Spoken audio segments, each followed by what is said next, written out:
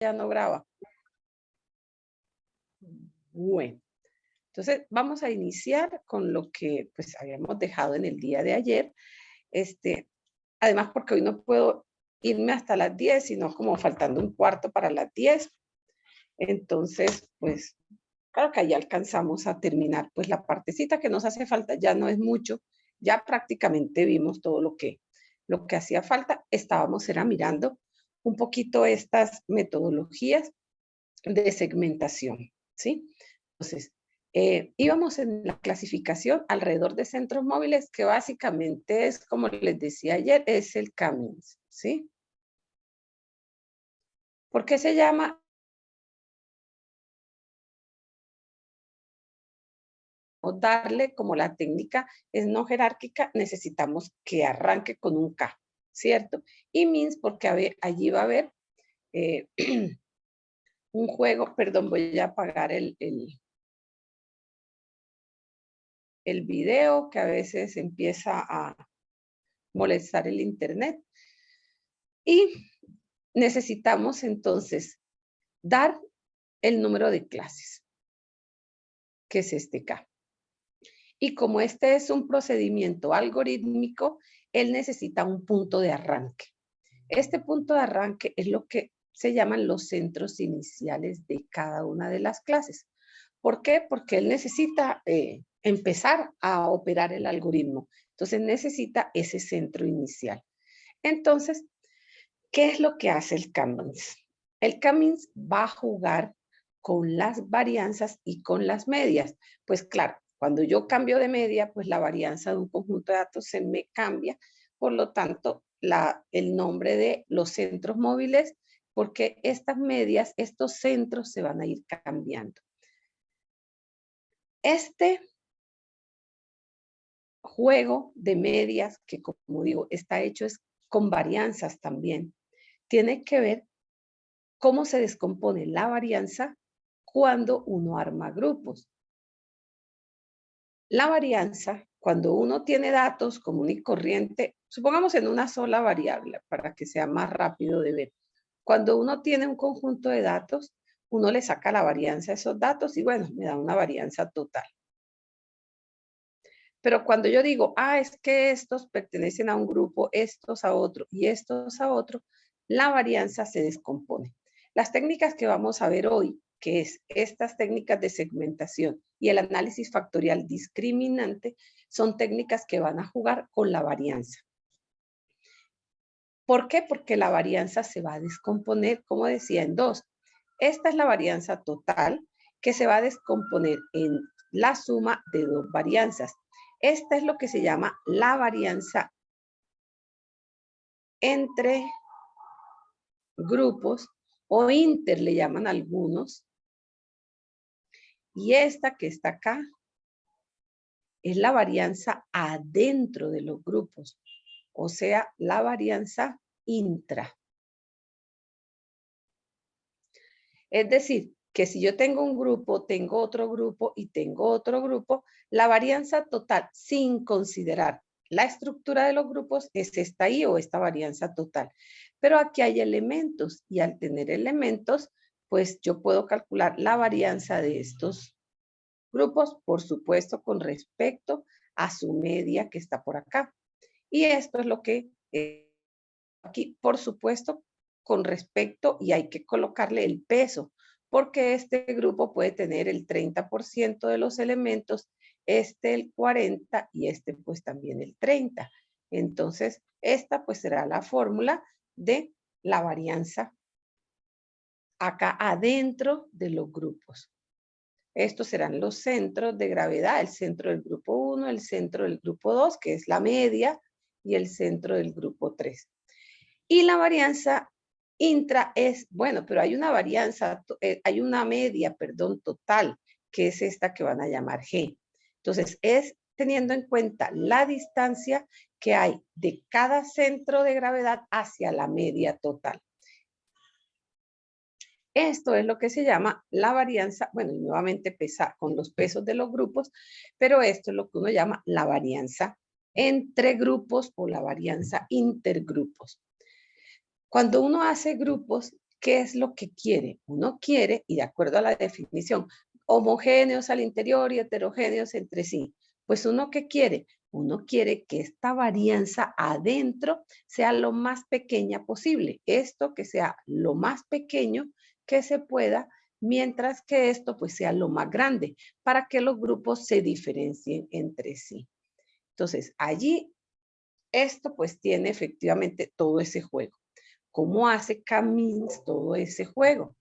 El juego del K-means es el siguiente. Supongamos básicamente que tenemos, o para ser práctico más bien, supongamos que tenemos dos grupos en el... Ay, esto no quiere escribirme ahora. A ver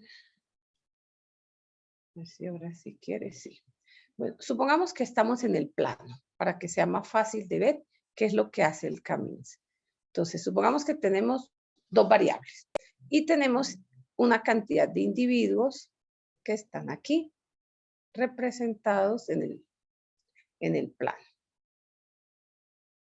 Y supongamos que yo diga, yo veo dos grupos, ¿sí? Bueno, como dije, ya miraremos cómo determinamos ese K. Entonces yo digo, K vale 2. ¿Sí? Tengo dos grupos. Como estoy en dos dimensiones, voy a necesitar el número de centros que tengo acá y ese centro va a tener coordenadas, pues la cantidad de variables con las que yo estoy segmentando. Como estoy aquí en el plano, pues tengo dos variables. Aquí está la variable 1 y aquí está, me parece una varianza. Pongámosle más bien B1 y B2. Aquí tengo las dos variables y aquí tengo los individuos. Por supuesto, yo por acá tengo una tabla donde tengo la información de la variable 1, de la variable 2 y los individuos desde el 1 hasta el n.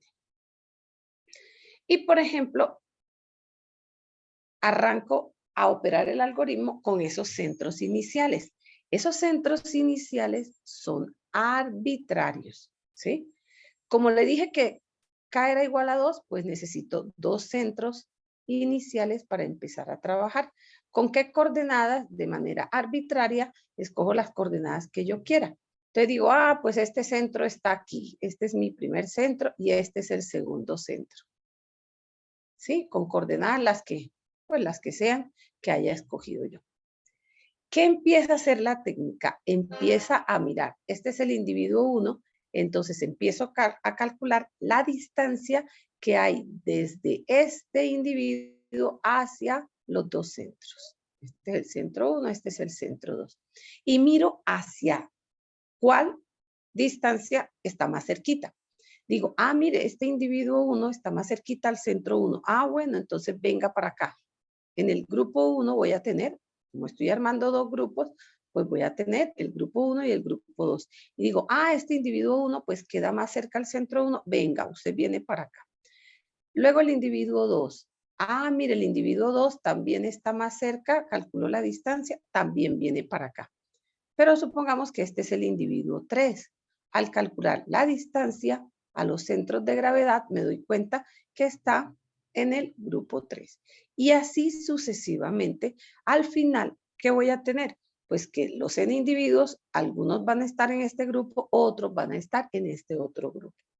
¿Qué hago a continuación? Pues me traigo los datos de los individuos que pertenecieron, que yo vi, que pertenecen al grupo 2, me traigo aquí los datos de los que pertenecen y les calculo el promedio. Aquí calculo la media aquí y la media acá, lo mismo aquí y lo mismo acá. Estas medias van a reemplazar a estos centros de gravedad que están aquí. ¿Y qué hago ahora? Estos centros que estaban aquí de pronto se movió para acá. Y este que estaba aquí de pronto se movió un poquito para acá. Y vuelvo y repito todo el proceso. Calculo la distancia de el centro 1, de cada individuo al centro 1, al centro 2, los nuevos centros. Por eso es que se llaman centros móviles, porque ellos se van moviendo poco a poco. ¿Cuándo paro el ejercicio? cuando no haya cambio de individuos que pertenecen a ambos grupos, ambos permanecieron estables allí.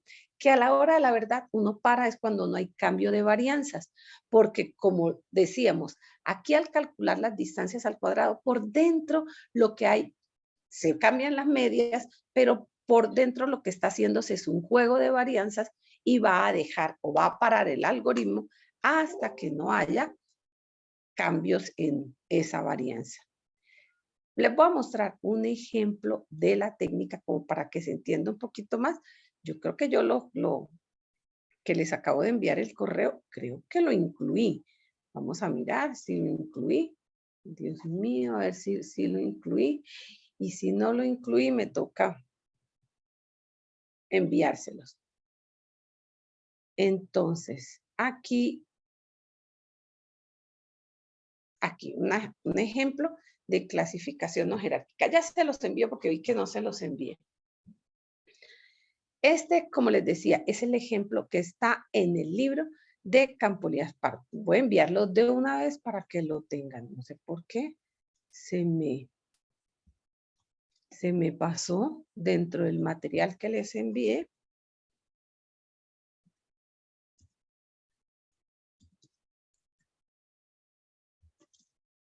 Cambio.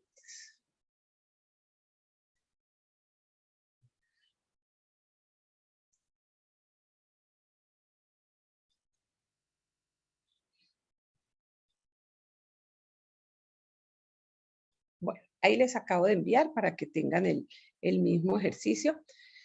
Este ejercicio es un ejercicio que está en el libro del profesor Campo Elías Pardo, que es de unos cafés contaminados. Entonces, él, para ilustrar el camino, yo fue que dije, bueno, voy a hacerlo a mano para que se entienda, él allá lo explica y todo, pero dije, voy a hacer los cálculos en un Excel para que las personas entiendan bien cuáles son los pasos que acabo de mencionarles, pero ya vistos dentro de un Excel.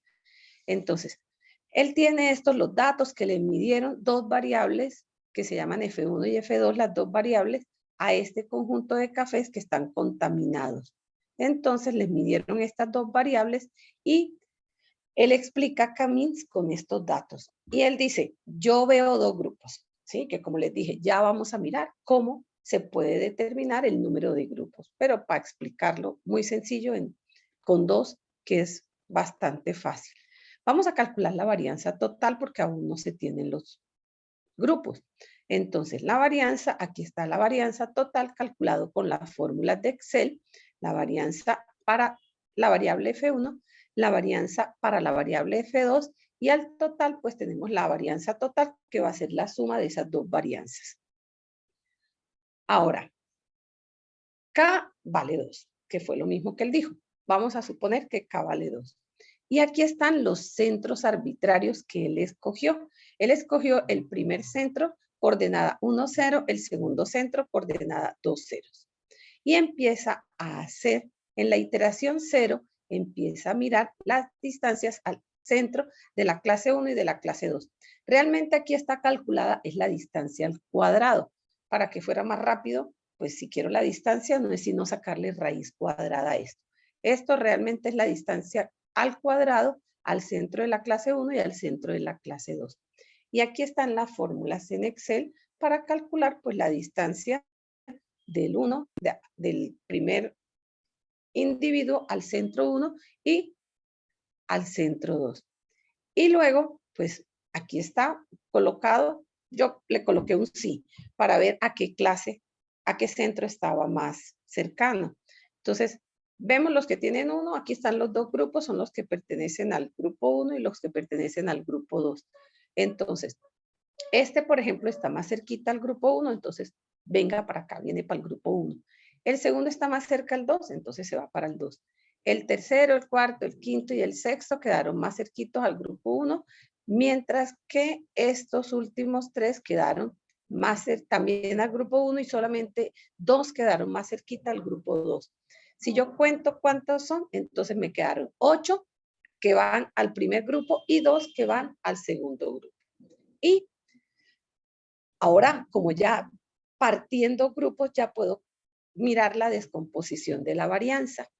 Primero calculo la varianza intra. La varianza intra es la varianza de los elementos que pertenecen a cada uno de los grupos con sus pesos respectivos. ¿Qué es lo que está aquí? Aquí está la varianza primero para la primera variable, para la variable F1, ponderados por, como fueron 8 individuos de 10, pues el peso será el 80% y el 20% para lo otro. Y lo mismo hago con la varianza de la segunda variable de los elementos que pertenecen a cada uno de los grupos. Entonces ya tengo la varianza intra.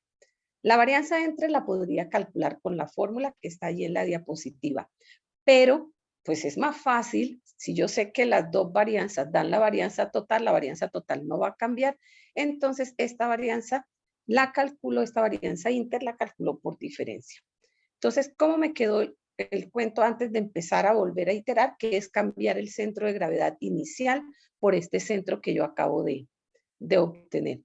Entonces, me queda la varianza total 5,072, que era esta que pues habíamos calculado acá, y la varianza, el porcentaje de varianza intra y enter, pues se lo están llevando de esa manera o quedó repartido de esa manera en los dos grupos. Entonces, el porcentaje de varianza inter es el 49,43% y el de varianza intra 50,57%.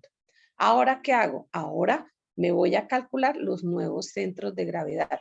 Yo ya sé que estos individuos que pinté en amarillito son los que pertenecen en esta primera iteración al grupo 1 y solamente estos dos pertenecen al grupo 2. Yo me vengo aquí a la tablita que contiene bueno, esto fue la iteración final, vamos a quitársela, pero pues yo ya sé aquí, identifico cuáles son las variables, los elementos para calcular los promedios.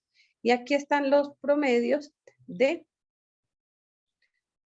la variable F1 de los que pertenecen al grupo 1, el promedio pues tanto en la primera variable y la segunda variable, y aquí pues son el promedio de los únicos dos elementos que quedaron en el grupo 2, que en la primera coordenada pues están en las celdas B4 y B9 para la primera variable y en C4 y C9 para la segunda variable. Y vuelvo y repito el proceso es repetitivo. ¿Hasta cuándo? Hasta cuando no haya cambio de inercia a la hora de la verdad. Entonces, vuelvo y calculo la distancia al cuadrado al centro de la clase 1 y al centro de la clase 2 y miro a ver quiénes me quedaron más cerca a cada uno de los dos centros. Y aquí veo que 7 me quedaron más cerca al centro 1 y que ahora 3 me quedaron más cerca al centro 2. Y repito, vuelvo y hago un cambio hago un cálculo, de la varianza ahora de los elementos que pertenecen a la clase 1 con su peso que fueron 7 de 10 y 3 de 10 para los otros. Y vemos que la varianza se afectó las varianzas, bueno, la total no, las varianzas intra y entre. Entonces, aquí vemos que la varianza inter pasó de 2,507 a 2,779, mientras que la varianza intra bajó. La varianza intra estaba en 2,565 y pasó a 2,292.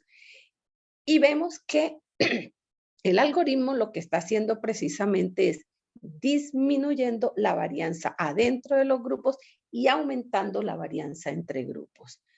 El siguiente paso es lo mismo. Ahora esos 7 y esos 3 que quedaron en grupos diferentes, vuelvo y les calculo los promedios en la primera y en la segunda variable. Y vuelvo y repito el proceso. Vuelvo y repito la distancia a cada uno de los centros de gravedad, miro a dónde quedaron más cerquita y ahora me quedaron 6 en uno, 4 en otro. Repito el proceso de la inercia, entonces ahora con sus pesos, que son 6 de 10 para los primeros, 4 de 10 para los segundos, calculo nuevamente esa diferencia de varianzas y tengo la varianza inter y tengo la varianza intra. Y vemos que se va otra vez, hubo un aumento en la varianza entre grupos y una disminución en la varianza intra. Vuelvo y hago el nuevo centro de gravedad, repito el proceso, me quedan 6 de 4 y veo que al calcular la varianza intra y la varianza entre, no hay cambio, paro el algoritmo y ya sé que quedaron 6 en un grupo, 4 en el otro. Este es un ejemplo muy sencillito, académico, como para que se entienda qué es lo que hace el K-means por dentro. Ese es el ejemplo que, como les digo, está en el libro de Campo Elías Pardo y él presenta al final el gráfico de cuáles elementos al fin quedaron en un grupo y cuáles elementos quedaron en el otro grupo. Aquí, pues vemos que los centros se movieron. Efectivamente, aquí empezó un centro, se movió para acá y quedó al final acá. Y lo mismo este se movió de aquí, pasó para acá, de aquí pasó para acá y de aquí pasó para acá. Y quedaron estos dos grupos donde estos elementos pertenecen a un grupo y estos elementos pertenecen a el otro grupo, ¿sí? Eso es lo que es la técnica K-means tan apetecida, tan utilizada por las personas en realizar segmentación de elementos.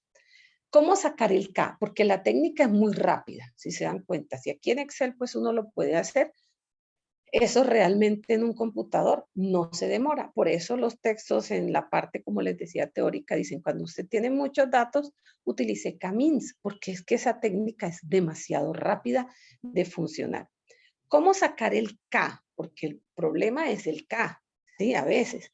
El K hay varias maneras de sacarlo, hay varias maneras de obtenerlo, pero quizá la más utilizada es lo que llaman la técnica del codo. Entonces, la técnica del codo, ¿a qué hace referencia? Realmente lo que hace la técnica del codo, ay, perdón por mis gráficas, pero mi pulso no es que sea muy bueno, es jugar con ese K. Entonces empezar a jugar. ¿Qué pasa cuando tengo un grupo? Cuando tengo 2, cuando tengo 3, cuando tengo 4 y así sucesivamente cuando tengo 20, 21, 25. Esto es lo mismo que pues hemos hablado y en la estadística descriptiva se lo dicen a uno cuando va a armar tablas de distribución de frecuencias, que ni arme muy poquitos grupos ni arme demasiados. Entonces, uno sabe que más de 20 ya empiezan a ser muchos grupos. Entonces, por lo general, uno aproximadamente juega con K hacia 20. ¿Y qué es lo que hace? Hace el K-means para diferentes K. ¿Y qué grafica? Grafica uno la varianza adentro de los grupos, la varianza intra. Y empieza a registrarlo. Cuando hay un grupo, la varianza intra es grande porque no hay división. Es más grande que cuando hay dos grupos, porque como decía, la varianza se descompone. Entonces uno sabe que la varianza intra pues va a disminuir. Entonces puede que esté por acá. ¿Sí?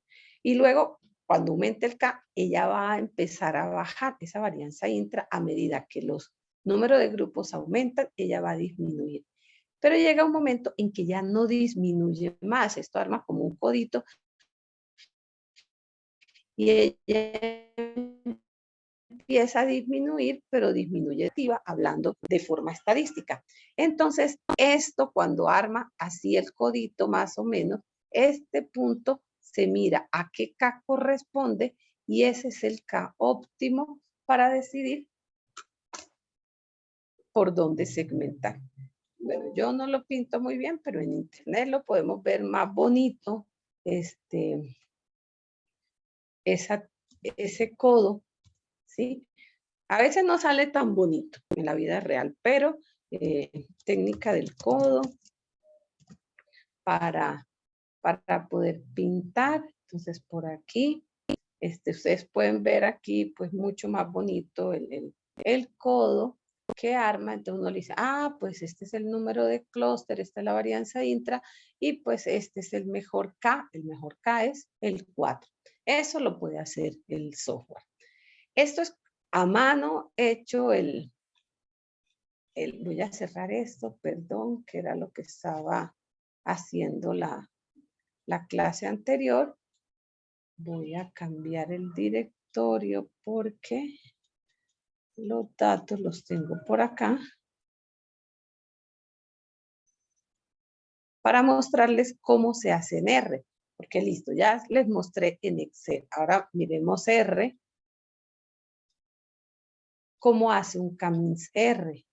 Aquí está el ejemplo de Camins. Entonces, fíjense que aquí están los mismos datos. ¿Sí? Aquí estoy creando la variable F1, aquí estoy la variable F2, luego los uno y los vuelvo un data frame. Entonces, ahí está el data frame creado y ahí está, pues, si miro el data frame que se llama DF, pues ahí están los mismos datos que acabamos de ilustrar la técnica en Excel. Vamos a crear los centros de gravedad. El centro 1 y el centro 2, vamos a unirlos, ahí están los dos centros de gravedad. Y la manera de que R nos haga Camins es simplemente con la técnica Camins. No está en ningún paquete, está en el paquete básico. No necesitamos cargar ninguna librería para que nos haga Camins. ¿Qué es lo que le damos? Tenemos dos opciones para darle. Una, darle los datos y los centros. Yo lo estoy haciendo igualito como lo hicimos ahí en Excel para que lo vean. Le estoy dando los mismos centros y simplemente pues guardo el resultado en un objeto que en este caso lo voy a llamar Kmedia. Pero la instrucción y Excel, R hace esto muy rápido. Entonces ya con esta instrucción ya hice todo lo que estábamos mostrando ahí en el Excel. Y yo le puedo agregar, este es mi data frame que tiene las dos variables que estábamos mirando allá, la F1 y la F2. Y le puedo calcular en este objeto que acabamos de crear, pues, ¿qué me aparece? Me van a aparecer varias cosas. Me van a aparecer el clúster, los centros, los tamaños y esto que a veces nos interesa, que es betweens, que son las varianzas que estamos calculando. Pero también está lo que es el clúster. Ese elemento tiene bueno, no lo aparece, sí, aquí está, el clúster, el primer elemento que aparece es el clúster, que es lo que me va a decir a qué clúster envió a cada elemento, se lo voy a pegar aquí Kmedia pesos clúster, me va a decir a qué clúster pertenece cada uno de los elementos, entonces el primero va al 1, los otros 3 van al 2 y así sucesivamente. Y le puedo pegar puedo pegar esa información al DF, al data frame que tenía y pues aquí construyo ya de manera total lo que es el clúster de ellos. Y esto es muy rápido, como les decía, hacerlo en R y en cualquier software que tenga para hacer Camins es una manera más rápida. Otra manera es dejando que R, por lo menos trabaja de esta manera, es dejándole diciéndole el K y el que maneje automáticamente o que aleatoriamente nos dé los centros de gravedad iniciales que lo genere. Yo aquí lo hice primero porque pues es lo que estaba presentando y lo que está en el libro de Campo Elías, pero también uno puede no inventarse los centros, sino decirle que K vale 2 y él entiende que se va a inventar los centros y pues hace y también funciona de esa manera.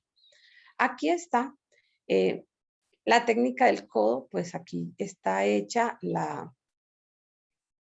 un gráfico muy burdo para hacer un codo y aquí está pues calculado. Ahí está pues los punticos así como se veía ya. Bueno, aquí pues posiblemente el mejor K hubiese sido 3, pero pues era ilustrando la metodología con esos 10 elementos, entonces no es que tenga mucha relevancia. Esto es hecho con la función genérica. Esta habría que cargar esta librería. En R existen muchas librerías para graficar. El plot es la función genérica, pero existen librerías como esta ggplot2, que la utiliza pues uno bastante. Yo ya la tengo instalada, pero pues para los que quieran instalarla, la pueden instalar y generar mejores gráficas que lo que uno puede hacer con la función genérica plot. Es una de las librerías bastante utilizada en R, en muchos artículos, en muchos aspectos para realizar gráficos. Aquí esta es el gráfico hecho con con la librería y obvio se ve más bonita, ¿sí? Se ve más bonita, pero básicamente es exactamente lo mismo.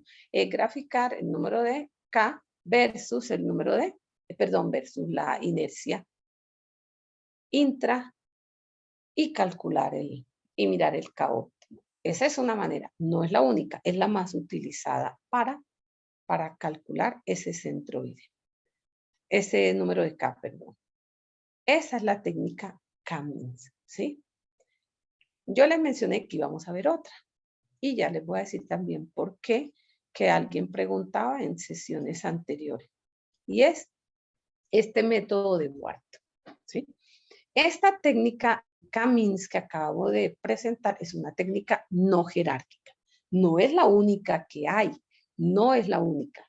Existen otras técnicas. Yo allí en el material sí estoy segura que les envié otra técnica que es no jerárquica, que trabaja con variables categóricas, porque recordemos que Cummings trabaja solamente con variables continuas. ¿Por qué? Porque está usando la distancia euclidiana. Bueno, y puede trabajar con otras distancias si uno lo quiere, pero está trabajando con la distancia euclidiana básicamente. Y los datos tienen que ser continuos para poder utilizar esa distancia.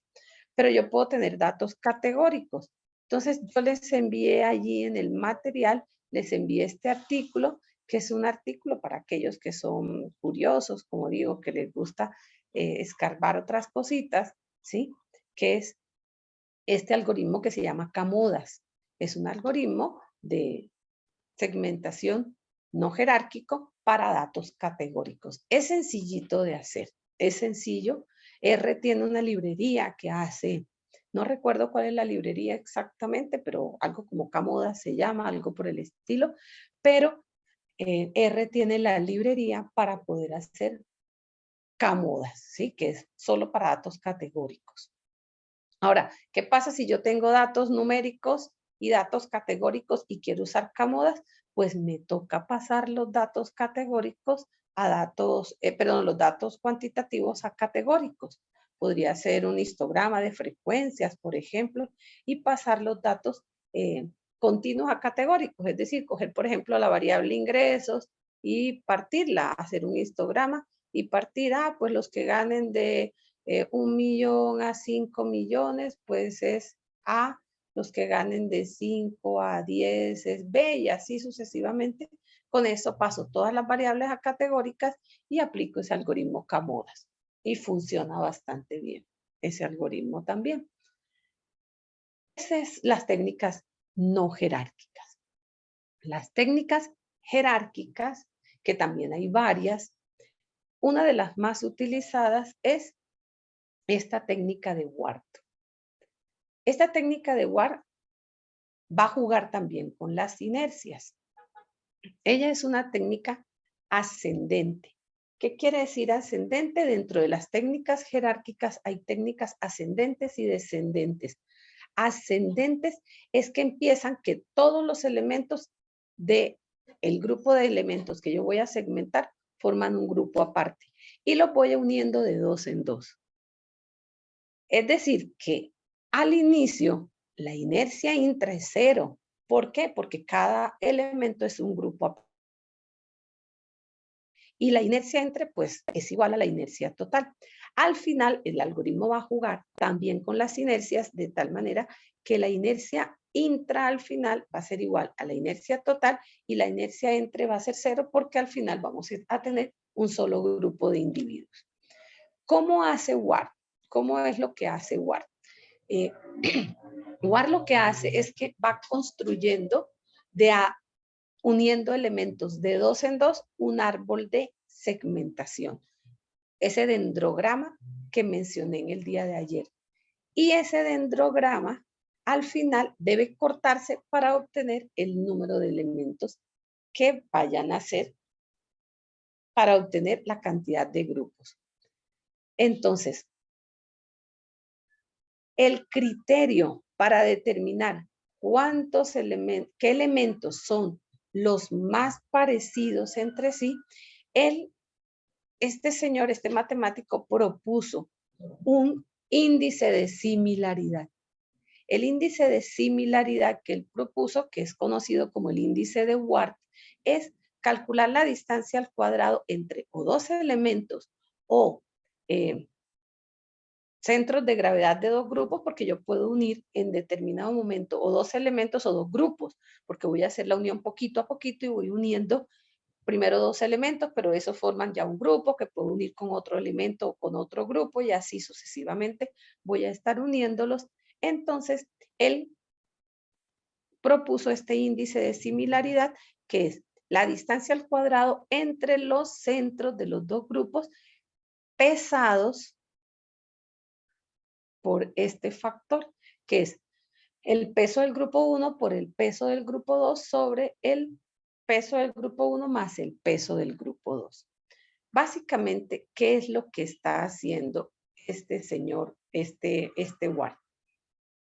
Él lo que tiene, él lo que hace o lo que hace la metodología de Ward es lo siguiente. Supongamos que yo tengo mi conjunto de individuos que voy a segmentar. Aquí tengo mi individuo 1, mi individuo n y mis variables de la 1 a la p. Aquí sí no hay necesidad de restringirnos al plano o a dos variables. Puede ser la cantidad de variables que tengo, que es lo que pues, uno usualmente tiene cuando va a segmentar. ¿Qué hago yo? Y esta técnica, ¿por qué dicen, esta computacionalmente sí demora? Porque lo primero que yo tengo que hacer es una matriz de distancias. ¿Qué hago? Calculo la matriz de distancia de todos contra todos. En la anterior calculaba solamente la distancia de cada individuo a los centros de gravedad que tuviera dependiendo del número de grupos que yo estoy armando. Pero esta lo que nos hace es distancia de todos contra todos. Es decir, que calculo la distancia del individuo 1. Aquí van a estar todos los individuos.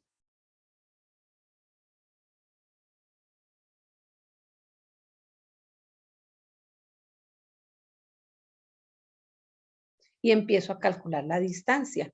Entonces, la distancia del individuo 1 al individuo 1 pues es 0, es decir que pues esta matriz tendrá la diagonal principal en 0 y pues en el resto esta será la distancia del individuo 1 al 2, del 1 al 3, del 1 al 4. Por supuesto, estos datos también son continuos para pues poder hacer toda esta cuestión de el cálculo de la distancia con la fórmula de la distancia euclidiana. Y calculo todas las distancias que están acá, ¿sí? Bueno, ya tengo la distancia, pues sabemos que esta matriz es simétrica, por lo tanto no hay necesidad de utilizar toda la matriz, sino o la triangular inferior o la triangular superior. Vamos a suponer que estamos usando la triangular inferior. Entonces, aquí tenemos todas las distancias de todos contra todos. Y luego se calcula otra matriz, que es esa matriz de los índices de Ward. Aquí vamos a calcular la matriz de los índices de Ward. Entonces, aquí está el individuo 1 hasta el n nuevamente y aquí están otra vez. Y recordemos que en el paso inicial, cada individuo tiene un peso de 1 sobre n. Eso pues será en el paso inicial, este es el peso que va a tener. De tal manera que, ¿cómo hago? Bueno, supongamos que esta sea la matriz de distancias al cuadrado para que sea más fácil de calcular el índice de Ward.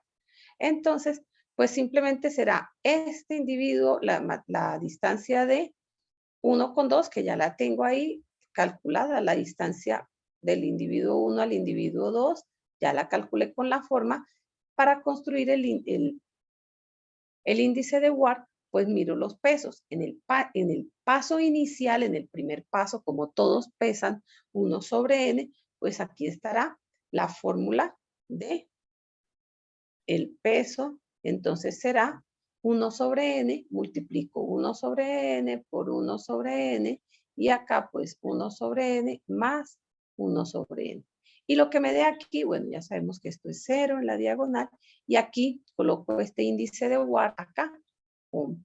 Lo mismo hago para el primero con el tercero y así el primero con el n. A la hora de la verdad, en el primer paso no es sino multiplicar toda la matriz de distancias al cuadrado por este factor y obtengo todos los índices de Ward. Claro que eso sería solo en el primer paso porque todos pesan lo mismo. Ya en la siguiente iteración, pues habrá algunos, como va a empezar a armar grupos, pues algunos van a empezar a pesar diferente. Pero la idea es esta, exactamente afectar por el índice de Ward. ¿Qué se hace? Estamos apenas en el paso inicial. Lo que hacemos ahora es mirar cuáles tienen el índice de Ward más pequeñito. Entonces, que yo vi que supongamos que aquí son 100 individuos que yo estoy segmentando. Entonces, todos pesan 1 sobre 100, 1 sobre 100, 1 sobre 100. Entonces, yo vi que el más pequeñito era el 98 con el 90. Eran los que tenían el índice de Ward más pequeñito. Te digo yo, esos son los que más se parecen, ¿sí? Esos son los que están más cercanos y se parecen más. Entonces yo digo, bueno, voy guardando esa información por acá. Digo, en el primer paso, yo voy a unir el individuo 98 con el individuo 90 y guardo el índice de Ward. Supongamos que ese índice me dio 0,1.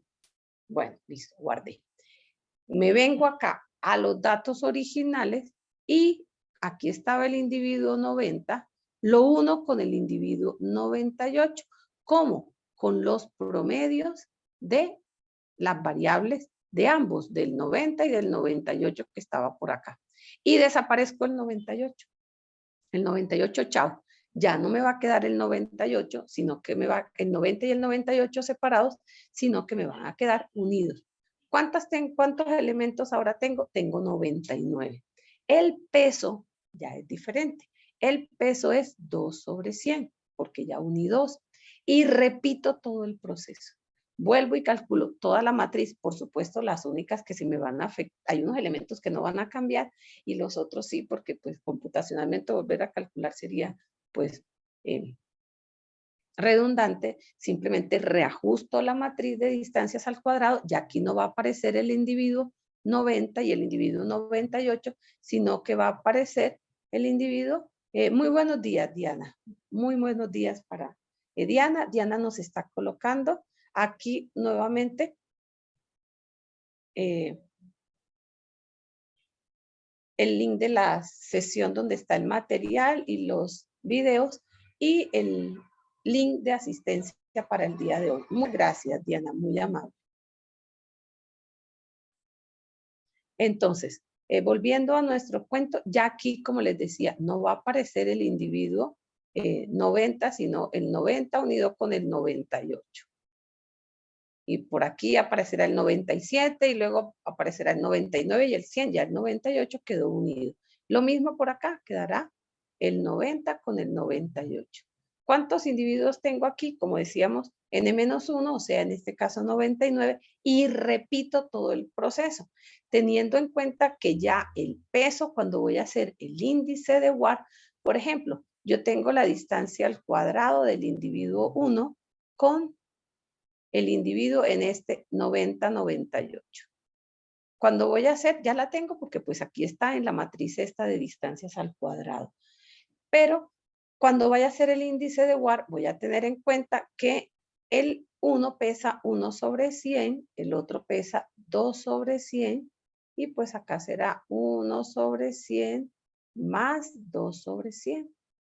Y calculo todos los índices de Ward teniendo en cuenta los pesos que tienen ya aquí establecidos. Y miro otra vez cuál es el más pequeñito. Que es que esta vez fue el 1 con el 2. Fueron el que tuvieron el índice de Ward más pequeñito. Bueno, lo voy aquí anotando. Es que el 2, ahora el 1 y el 2 se unieron. El 1, lo uno con el 2. A un índice de Ward, el índice de Ward va aumentando, porque estas son varianzas. que es como decíamos, los índices van a ir jugando a medida que van uniendo grupos, pues esos índices de WART van aumentando. Al final, pues vuelvo y repito el proceso. Este proceso se repite, ¿hasta qué? Hasta que al final no quedan sino dos y se unen y forman el dendrograma. Esa es una técnica más demorada, ¿sí? Mucho más demorada, porque hay que calcular la matriz de distancias al cuadrado y luego hay que calcular los índices de WART y empezar a iterar hasta que se obtiene todo el dendrograma. Al final, ¿qué voy a obtener? Pues voy a obtener el dendrograma de los datos y ¿cómo lo voy construyendo? Lo voy construyendo con esos índices de WART. Es decir, que lo primero fue que uní este individuo con este individuo a esta distancia y voy empezando a pintar. Luego uní este individuo así. Luego los uní a este, le uní otro. Entonces, así, aquí está el otro. Y así voy uniendo esos índices de WART, van a ser las alturas con los que voy uniendo. Entonces empiezan chiquiticas y si ven, cada vez van creciendo. Eso es lo que es el método de WART, una de las metodologías más utilizadas. Lo que pasa es que eso demora, y computacionalmente es costoso. Se puede demorar un poquito mientras se hacen todas esas iteraciones, ¿sí? Pero es un método que se utiliza, que es bastante, pues, bueno para segmentar. Al final, pues, uno, ¿qué tiene que hacer? Tiene que cortar el árbol. Si yo corto, por ejemplo, el árbol por aquí, pues voy a tener dos grupos, un grupo por acá, otro grupo por acá. Si yo corto el árbol por aquí, pues voy a tener este grupo de acá, este de aquí, este de acá y este de acá. Y así sucesivamente, a medida que vaya cortando el árbol, pues voy a tener diferentes grupos. Esa es la siguiente pregunta, entonces. ¿Y por dónde corto? ¿Sí? ¿Y por dónde voy a cortar el árbol? Hay varias maneras de cortar el árbol. Hay varios autores que han hecho sus propuestas. Tiene que ver, se parece al codo a la hora de la verdad. Si lo miramos bien, estamos haciendo prácticamente la técnica del codo, solo que con esta metodología que es jerárquica. Y es pintar esos índices de WART. Esos índices de WART son varianzas, porque si vemos la fórmula de la varianza, pues es precisamente la distancia al cuadrado entre las dos cosas ponderadas por algo. Esa es la fórmula clásica, pues, de la varianza. Y pues eso es lo que han dicho entre esos un francés que les mencioné en el día de ayer, que se llama Olivier Barbary. Él propuso esta técnica empírica, como es la misma del codo, también empírica, con esa fundamentación de jugar con la varianza intra. Entonces, pintar el histograma de los índices de WART, pintar esos índices de WART y cortar por donde no haya diferencias no significativas de la varianza, porque esto es varianzas que están jugando allí. Uno encuentra en los artículos que le dicen, mire, los saltos largos son, por ejemplo, este es un salto largo, este es otro salto largo, este no es tan largo, este es otro salto largo. Quizás son como los saltos más largos que están allí. ¿Qué le quiere decir? Que puede cortar por aquí o por acá. Cuando usted corta por aquí, acuérdate que esto está como haciendo la proyección del árbol, así los índices de WART, mirándolo solamente en un plano. Cuando yo corto por aquí, estoy diciendo que tengo dos grupos. Si corto por aquí, estoy diciendo que tengo 3 grupos. Y si corto por aquí, estoy diciendo que tengo 5 grupos. Es decir, a la hora de la verdad, uno sabe que mira el salto largo, sabe que puede cortar y cuenta 1, 2, 3, 4, le suma 1, porque como les digo, está como en proyección así, y sabe uno que tiene 5 clústeres. Esta es una manera rápida de cortar un árbol. ¿Cómo hace R, perdón, para hacer un WART? También aquí está el mismo ejercicio, pero ahora hecho por el método de WART. El método de WAR pues también está en el paquete básico, ¿sí?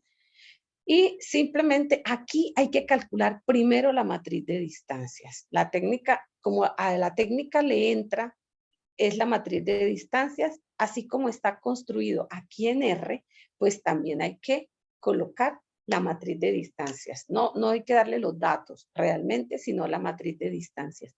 R tiene una instrucción que es dist para calcular la matriz de distancias. Entonces le calculo, le doy la matriz de distancias y luego para hacer un WAR, la instrucción para hacer WAR es instrucción hclust. Hay que darle la matriz y hay que darle cuál es el método que se va a utilizar. Entonces, aquí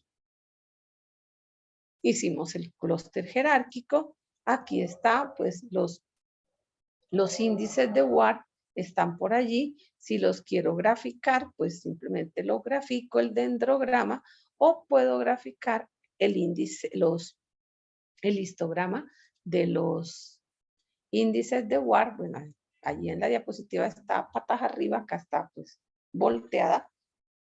Y puedo decir, bueno, es que corto por aquí porque el salto largo es desde el 1 al 2, que me dice puede tener 2 grupos o puede tener 3 grupos, que es más o menos lo mismo que más o menos nos mostró el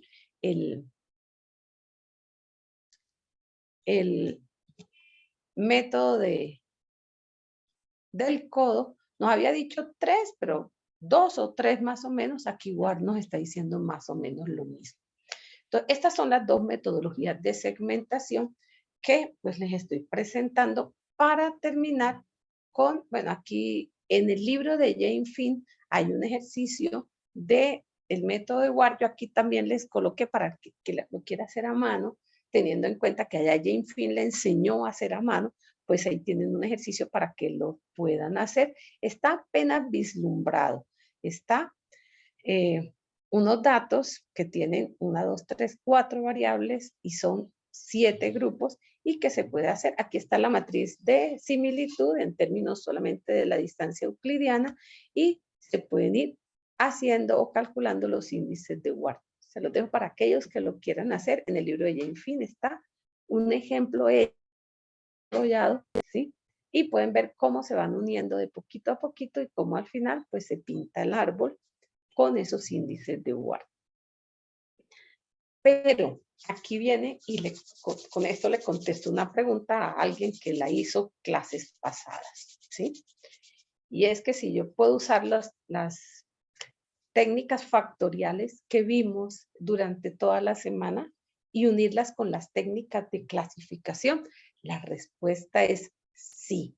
Aquí hay una propuesta, es simplemente un algoritmo propuesto por los franceses con respecto a esta clasificación. Es un algoritmo que ellos proponen, no es el único, ¿sí? El algoritmo que los franceses proponen para hacer segmentación es el siguiente. Primer paso, realice un análisis factorial. ¿Por qué? Porque la transformación que hace, es decir, esas componentes principales, recordemos que siempre son nuevas variables, ¿sí? Esas componentes principales de las que hablamos cuando presentamos la técnica de componentes principales, pues son simplemente transformaciones de los datos originales y son combinaciones lineales de las variables y siempre son continuas. Entonces, nos ahorraron el problema, ya nos transformaron, ¿sí? Nos transformaron los datos, es decir, yo tengo los datos y en vez de hacer la segmentación con ellos, como bien preguntaba alguien en clases anteriores, en vez de tener como tenemos esos datos desde el individuo 1 hasta el individuo 1 y las variables 1 hasta la variable P, lo que hago es que aplico una técnica factorial, ¿sí? Un análisis factorial sobre ellos y lo que obtengo, pues sea el método utilizado, al fin y al cabo, esta transformación que se hace, sea esto una tabla de contingencia, sea esto un análisis de todas las variables categóricas, sean todas continuas, sean mix de variables, al final, usando ACP o el ACS o el ACM o el factorial múltiple, al final, ¿qué es lo que tengo? Una tabla continua. Tengo las componentes principales de la 1 hasta la P. Bueno, si es un análisis en componentes principales, porque pues ya sabemos que si es un múltiple, pues se va a abrir en más por la cantidad de modalidades que pueda tener, etcétera. Entonces, pero al final vamos a tener es una tabla de componentes principales donde todos, a pesar de que aquí haya todo tipo de variables, de todo tipo de variables hay aquí, pues al final lo que voy a tener aquí son puras variables continuas, porque siempre las componentes principales son continuas. Entonces nos solucionan el problema de que pues las técnicas como K-means y WART pues necesitan que los datos sean continuos para poder realizar su proceso. Esto es lo que nos está diciendo aquí los franceses. Ah, bueno, es que siempre van a ser continuas. Y estas son las que se va a utilizar para realizar la clasificación. Y como bien lo preguntó por ahí el compañero, es que estas me reducen la dimensionalidad.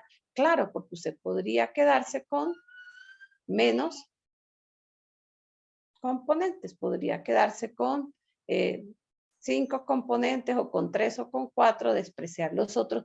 Y aquí hizo una reducción de dimensionalidad. Es lo que le está diciendo. Debe decidir cuántos ejes va a utilizar para realizar esa clasificación. ¿Sí? Entonces, listo. Usted no va a segmentar sobre esto, sino va a segmentar sobre esto una vez haya decidido cuántos ejes va a utilizar. ¿Sí? Ahora, cuando hay muchos elementos, que este es un paso opcional del algoritmo, pues se puede hacer una técnica que, si vieron ayer en el libro de Luz Mari Pinzón, es una técnica que aparece ahí que se llaman las nubes dinámicas. Es para hacer un reagrupamiento previo, ¿sí? Y trabajar con el centro de gravedad de ese agrupamiento en vez de trabajar con todos los datos. Entonces se hace un agrupamiento previo. Hay algoritmos que ya están programados para hacer ese agrupamiento previo cuando hay muchos, pero es algo netamente opcional, ¿sí? Yo la verdad, si lo he usado 2 veces en mi vida, he usado el paso 2, ¿sí? Ahora, ¿qué es lo que dice él? Vamos a volarnos el paso 2. Vamos a suponer que el paso 2 no se dio, porque como lo dice él, es solamente si hay demasiados elementos para hacer esa segmentación. Pero vamos a pasarnos al 3. Él dice, bueno, ahora aplique WART. Es decir, a estos datos de aquí que usted obtuvo, aplíquele WART. Hágale WART a estos datos resultantes de la aplicación del método factorial. Bueno, corte el árbol. Cuando usted corta el árbol, de acuerdo pues a esa metodología de pintar los histogramas de índice de nivel y decidir por dónde iría el K, pues ya usted tiene un K. Entonces ya usé, no lo usó por el codo, entre comillas, lo usó por WART, pero ya tiene el K. Entonces usted ya el K dijo, pues o 3, o puede ser 4, o 5, o lo que sea. Y corto el árbol. Entonces ya automáticamente aquí lo que hago es obtener el K, y no solamente obtener el K, sino que los centros de gravedad yo ya los puedo sacar de allí. Y eso se lo doy a K-means. ¿Sí? Ahora hago un K-means con esta partición que obtuve aquí. Entonces, únicamente usé WART para sacar el K y para sacar los centros. Y luego, ¡pum!, hago un K-means con estos K y centros que obtuve en método de WART. Y listo, ya segmenté. Alguien diría, uy, pero eso es un doble procedimiento, porque es que hay que usar una técnica y luego hay que usar la otra. Sí, sí. Pero este es el algoritmo que los franceses utilizan para obtener una muy buena clasificación, y la verdad es que da muy buenos resultados. Por supuesto, si son muchos los datos, pues hay que aplicar este paso 2, porque si no, pues no aguanta el computador, porque le toca hacer WART y le toca hacer K-means, le toca hacer las dos. Hay colegas, incluyendo como les digo, colegas míos, que no, simplemente lo que hacen es que pasan para la técnica factorial y a esta técnica factorial no le aplican WAR, sino que le aplican K-means directamente porque sí es efectivamente, es una técnica computacionalmente costosa. Sí, sí. Lo que pasa es que a la hora de la verdad, pues hace una muy buena segmentación porque pues está aplicando las dos técnicas al mismo tiempo y una le está alimentando a la otra prácticamente. Pero sí, es costosa. Yo en este equipo que tengo aquí, que es un portátil de 8 de RAM, ¿sí? No alcanzo a segmentar con esta metodología, sino como 30 y pico mil elementos. Para segmentar más, si necesito más, pues afortunadamente, pues tengo un computador mucho más potente, que es ya de escritorio, que tiene 32 de RAM y pues con ese segmento no he tenido problema, como les digo, yo he tenido que usar en mi vida profesional que yo pues hago bastante segmentación en Sarlaf. Yo esto lo aplico básicamente en Sarlaf, ¿sí? Ha sido mi fuente de utilizar, pues, estas metodologías de segmentación. Pues sé que hay más, ¿sí? Sé que hay más campos de aplicación para segmentar en lo que usted quiera, pero hablando particularmente, yo lo que hago es mucha segmentación de clientes, de productos, de jurisdicciones, ¿sí? De canales en entidades que solicitan segmentación. Yo le he hecho varias segmentaciones a varias entidades y pues utilizo este algoritmo. Básicamente no he tenido problemas por la cantidad. Bueno, a veces hay que hacerle algunos ajustes si tengo datos atípicos que van a armar grupos aparte y bueno, cuestiones ya de ajustar algunas cosas que nos ha tocado hacerlo. Yo hablo en plural porque yo no trabajo sola, yo trabajo grupos con grupos de estadísticos que pues hacemos este tipo de trabajos y de segmentaciones y de estas cosas. Ahorita mismo tengo un chico que me está haciendo en la maestría de matemáticas aplicada y en la Sergio, de la cual, pues, como les conté inicialmente, yo dirijo esa maestría. Tengo un chico que me está haciendo todos estos algoritmos, me los está programando bien para hacer unas interfaces gráficas y automatizándomelos hasta donde más pueda. Entonces, pues, posteriormente tendré este algoritmo ya totalmente no solamente implementado, sino con interfaz gráfica. Bueno, él se está yendo a Python, como les decía, pues a algunas personas les gusta más Python que R y pues a veces es más versátil, como dice él, presentar servicios hacia la red y ver si pues hacemos esa parte de la automatización, porque están aquí las técnicas factoriales y está al mismo tiempo las técnicas de segmentación. Entonces, este era pues lo que son las técnicas de segmentación unidas con las técnicas factoriales. Quería mostrarles un ejemplo de lo que pues, algunos de los ejemplos de los que pues nosotros hemos estado haciendo. Y ese se los envié, es un pedacito, un ejemplo. Se los coloqué donde está todo el algoritmo hecho, ¿sí? Está todo el algoritmo implementado, ese algoritmo de los franceses, aquí está implementado. Voy a leer este archivo que no está ahí, perdón, es que el archivo no está ahí, está por acá.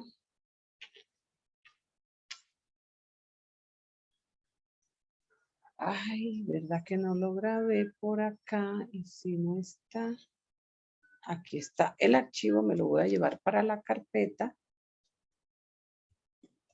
Bueno, ahora sí no va a molestar R. Bueno, ahí están los datos. Miremos un poquito los datos.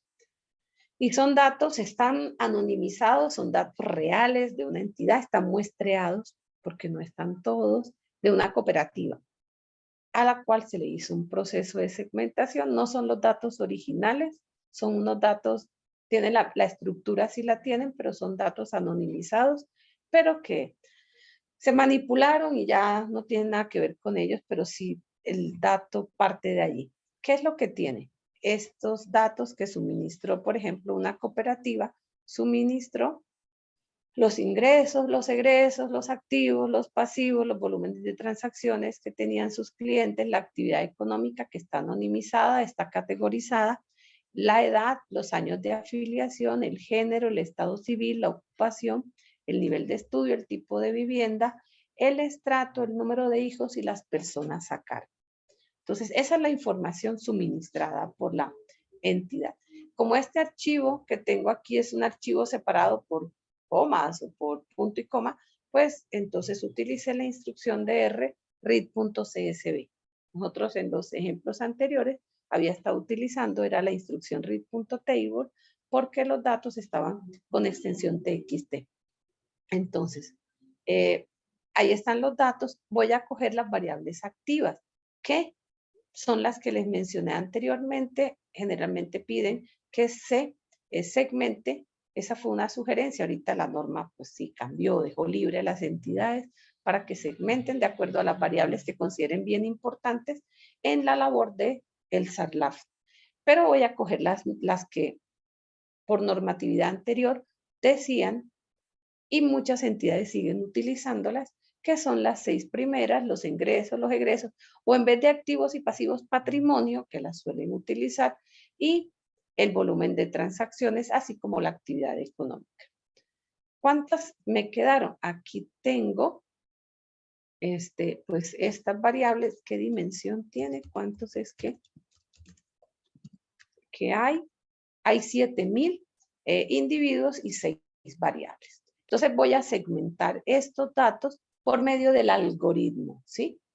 Bueno, después les muestro eso porque pues el algoritmo empieza realmente acá. Lo primero que hay que realizar es un análisis factorial. Como tengo un mix de variables, ya nosotros vimos en el día de ayer pues que la técnica que deberíamos utilizar es un factorial múltiple. Entonces voy a hacer, ya eso lo vimos, entonces vamos a realizar ese análisis factorial múltiple. Fíjense que son 7,000 individuos, ya no son los poquitos, el ejemplo que trabajábamos en el día de ayer, que nos teníamos 27 vinos o 35 whiskies o no sé qué, pues ya estos son datos que son un número más grande y se va a demorar un poquito más, pero tampoco es que demore mucho. Si vemos el primer plano factorial de los individuos, si nos damos cuenta, ya tenemos una visión de los grupos, ya tenemos una visión. Recordemos que esto está en proyección, ¿sí? Pero estamos mirando en el primer eje factorial que básicamente hay 3 grupos aquí bien determinados. Estos posibles elementos que se observan acá, pues posiblemente se vayan a unir a esos grupos y vemos que hay unos grupos que van a ser pequeños. Posiblemente vamos a tener 1, 2, 3, 4, 5 grupos más o menos. Es posible que estos se unan formando un solo grupo o incluso que formen 2 grupos aparte. Pero así a simple vista ya nosotros podemos vislumbrar la cantidad de grupos que tenemos. Entonces tenemos 5 o 6 grupos más o menos, ¿sí? Más o menos. A pesar de que las técnicas factoriales son también mencionadas como técnicas de segmentación, vemos que la dificultad cuando uno tiene muchos datos ya es más grande. Ya yo ahí, pues para decir a ojo, es que es que ya ni siquiera los veo porque ni me los mostraron. Bueno, puedo hacer que me los muestren, pero a ojo decir, tengo 7,000 y decir, mire, este es este, pertenece al grupo, pues sí, más o menos uno podría hacerlo, pero pues es mejor, como están diciéndonos los franceses en su algoritmo, complementar el análisis factorial con esas técnicas de segmentación. Entonces, listo. Hice la primera parte. Ya nosotros sabemos más o menos todos estos planos que estábamos mirando en el día de ayer. Aquí encontramos el círculo de correlaciones. Vemos que más o menos pues todas las variables numéricas están bastante correlacionadas, lo cual no es de extrañar que uno mayores ingresos tenga mayores egresos, obvio, ¿sí? ¿Sí? A mayor ingresos, pues más gasto en volúmenes de transacciones y en egresos, y pues todo debe estar más o menos en lo que uno esperaría encontrar en las correlaciones de las variables cuantitativas. Pero vamos en el primer paso. Vamos apenas en el primer paso del algoritmo, que es realizar un análisis factorial múltiple. Ahora vamos a decidir con cuántos ejes nos vamos a quedar para el análisis. ¿Cuántos ejes me voy a quedar para el análisis? Pues para eso podría hacer el gráfico de los valores propios. Aquí está el gráfico de los valores propios. Y creo que aquí se ve de manera muy clara que el número de ejes con los que me puedo quedar serían 1, 2, 3, 4, 5 y 6. Creo que más de 6. ¿Para qué? Esto es lo que decía el compañero. Pues claro, reduzco la dimensionalidad y me voy a quedar con 6 componentes principales. No me voy a quedar con más. Entonces, aquí selecciono, bueno, aquí es que estaba jugando yo el otro día y perdón, se me fue el pero voy a quedarme con 6 ejes factoriales. Esta es la manera de quedarme con los 6. Acuérdense que los individuos, ¿dónde están? La transformación está en el objeto resultado, ¿sí? En los individuos y las coordenadas de los individuos. Entonces, esto es pues la manera de llegar hasta las coordenadas, hasta las componentes principales de los individuos. Y aquí le digo pues que me voy a quedar con las primeras 6 columnas, que son los primeros 6 ejes factoriales. Me quedo con ellos. Y sigo el algoritmo. Son 7000, no voy a tener problema, o sea que el punto 2 me lo voy a volar y me voy a venir aquí, voy a obtener el árbol por el método de Ward. Entonces ya sabemos aquí en R que tengo el método de Ward, calculo la matriz de distancias, ahora ya con las coordenadas que acabo de quedarme de los individuos, calculo esa matriz de distancias y ahora le digo que me haga un clúster jerárquico. Y ya, me hizo el clúster. Ya la primera parte me lo hizo. ¿Dónde están los resultados de ese clúster jerárquico? Están aquí en este objeto que se llama HW. Ese HW tiene por dentro G, que son los índices de Ward. Entonces voy a graficar los índices de Ward para ver por dónde corto el árbol, porque el siguiente paso del algoritmo es que me dijo, bueno, obtenga el árbol de clasificación, haga Ward, pero ahora córtelo. Entonces lo voy a cortar. ¿Cómo lo corto? Bueno, voy a graficar esos índices de Ward, a ver por dónde corto. Aquí están, lo vuelvo un vector primero y luego lo voy a graficar. Aquí hay algo que son cositas que pues uno toca ir ajustando a medida que pues uno va trabajando con datos, uno se da cuenta de algunas cosas. Que me estoy dando cuenta o que me doy cuenta que si yo grafico todos esos índices de Ward y voy a cortar el árbol, la verdad es que no se ve, no se alcanzan a ver porque algunos son tan chiquitos, la mayoría son chiquitos y los grandes aparecen solo al final. Entonces, para ver, yo necesito ver es la estructura final de cómo índices de Ward. Cuando uno tiene poquitos datos, tiene 30 datos que va a segmentar, como estábamos haciendo ahorita, que estábamos mirando con 10, pues es muy fácil pintar el árbol y mirar los saltos. Y mirar en el índice de Ward, en el histograma de índices de Ward, pues los saltos. Pero cuando uno tiene muchos datos, aquí que hay 7000, ¿cuántos índices de Ward obtengo? 6999, porque el número de índices de Ward va a ser el número de individuos que estoy segmentando menos 1. Entonces, tengo 6999. Si yo los grafico todos, como les digo, pues no los voy a ver. Entonces, yo por lo general grafico los últimos 40, 50 índices de Ward para mirar los saltos y determinar por dónde voy a cortar ese árbol. Entonces, yo solamente voy a pintar los últimos 50 índices de Ward. Y ahí están los últimos 50 índices de Ward. Y aquí ya puedo cortar el árbol.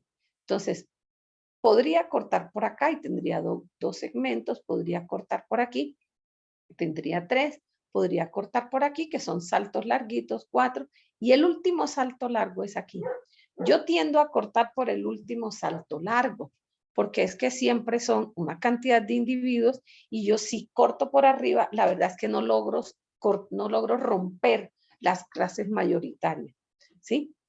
Entonces, lo que voy a hacer es Yo particularmente en la parte operativa que he realizado, tiendo a cortar por el último salto largo. Entonces cortaría por aquí, ¿sí? Que equivaldría a 1, 2, 3, 4, más 1, 5 segmentos, que fueron los que más o menos yo vi en el plano factorial. Por acá ya no vale la pena, ¿sí? Por acá no vale la pena cortar. Sí, por acá ya no vale la pena porque estos cortes que están aquí es lo mismo que las varianzas, no hay diferencias significativas entre ellos.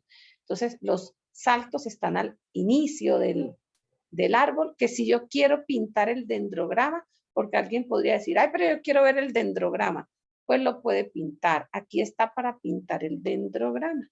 Ahí está el dendrograma que salió de estos datos.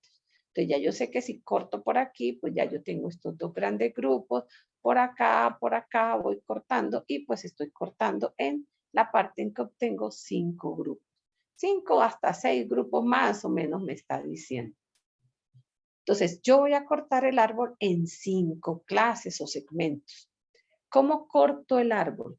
Entonces el árbol lo corto diciéndole, usando esta instrucción de DR, que es cat_tree, y entonces corto el árbol, que el resultado pues está aquí en HW, y le digo en cuántos segmentos lo voy a cortar. Listo, corto el árbol. ¡Pum! Ya. Entonces, ahí hice esta parte del algoritmo.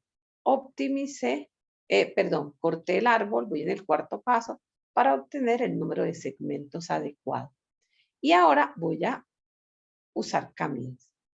Entonces, para usar camins, pues ya simplemente necesito darle el K, que ya lo tengo, y los centros iniciales, o más bien los centros iniciales. Pero para optimizar mejor el proceso, pues los centros iniciales, se los voy a dar, ¿sí? Se los voy a dar porque ya yo, por medio de WARP, pues dividí los datos en grupos. Entonces aquí voy a hacer un for acá dentro de R y voy a ir calculando los promedios por columnas de cada uno de los elementos que pertenecen a cada uno de los grupos. Entonces ahí ya tengo listos los centros de gravedad. Los tengo aquí listos. Tengo cinco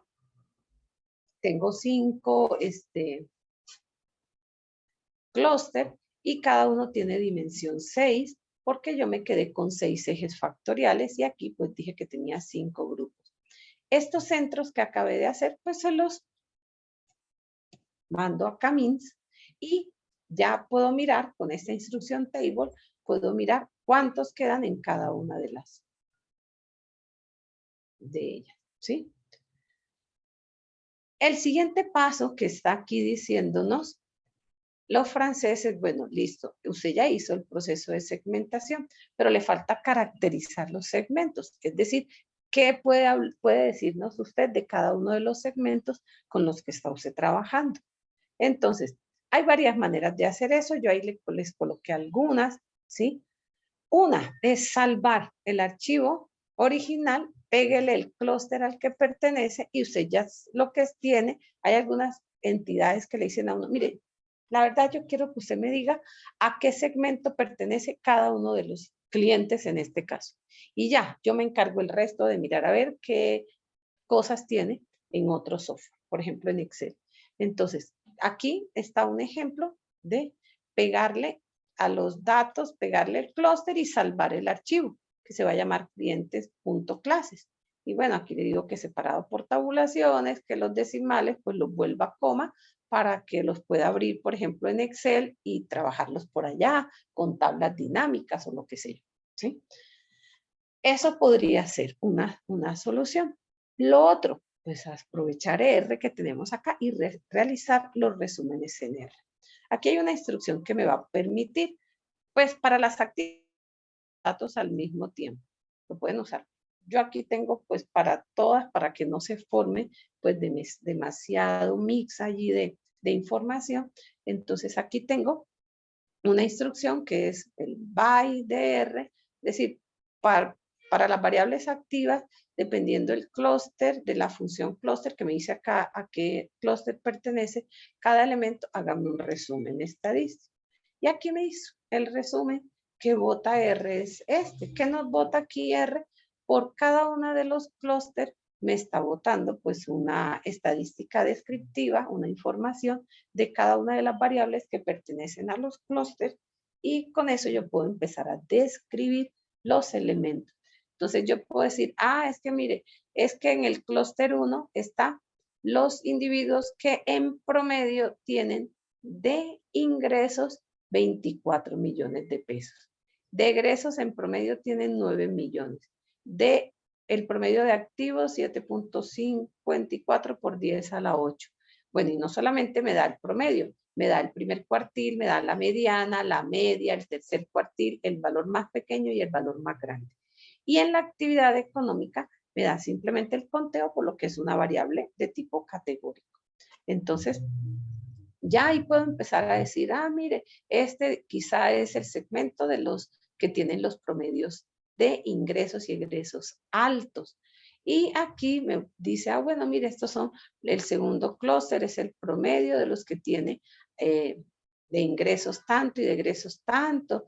Y este clúster, pues es un clúster que tiene pues los ingresos un poquito más altos que estos, pero estos son los que por el momento los tienen más altos. Y por ejemplo, estos que también tienen este promedio y pertenecen a la actividad económica tal, y así sucesivamente, pues puedo empezar a leer, a mirar la información que está allí dentro del archivo. Aquí está para las variables ilustrativas. Yo las partí en dos, las continuas y las que son categóricas, e hice lo mismo con ambas para completar la descripción de los clústeres, no solamente por las variables activas, sino por las variables ilustrativas.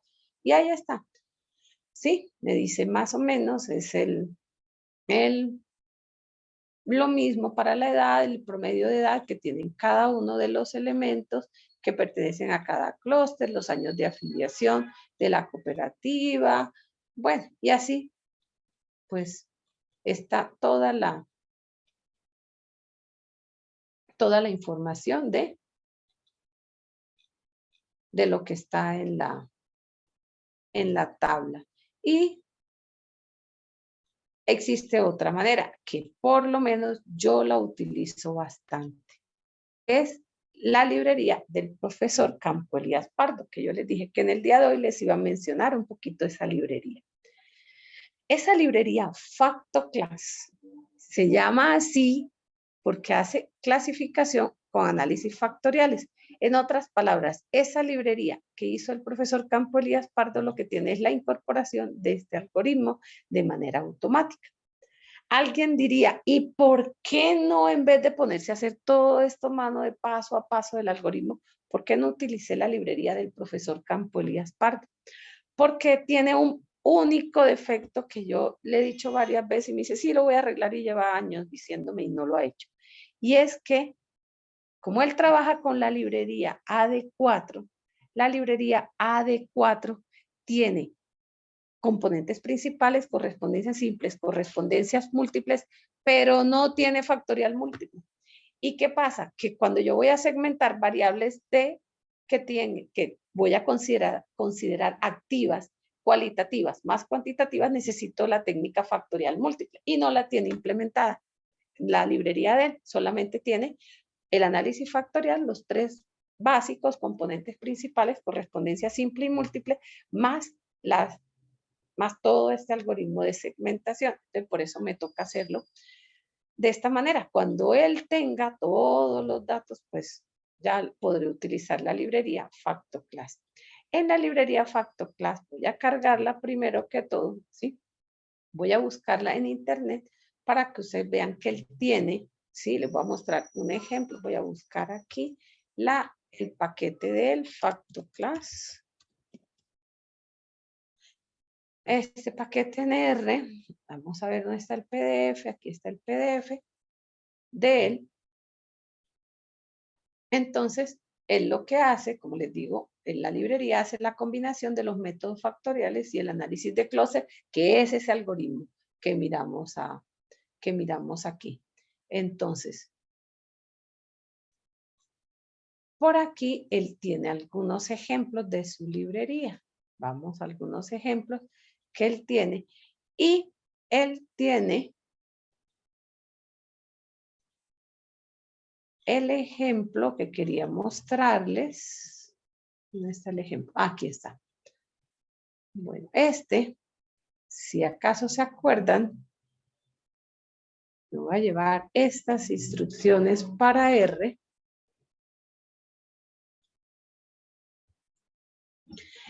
El ejercicio de los perritos, si ustedes se acuerdan, que nosotros lo vimos como correspondencias múltiples, ¿sí?